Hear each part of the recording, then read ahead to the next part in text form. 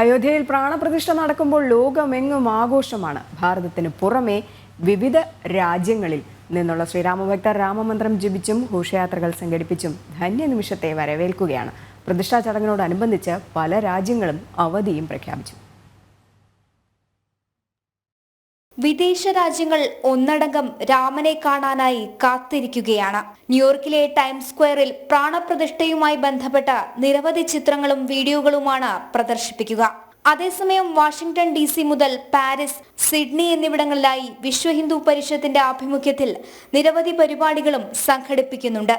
60 രാജ്യങ്ങളിലായാണ് VHP വ്യത്യസ്തമാർന്ന പരിപാടികൾ ഒരുക്കുന്നത്.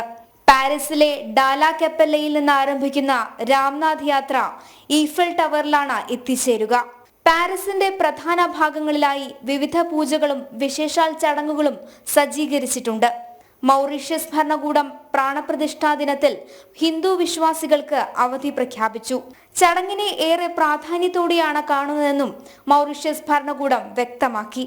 ലോകം മുഴുവൻ ശ്രീരാമന്റെ വരവിനായി കാത്തിരിക്കുന്നുവെന്നതിന്റെ നേർസാക്ഷ്യമാണ് വിദേശ രാജ്യങ്ങളിലെ വർണ്ണാഭമായ ഒരുക്കങ്ങൾ.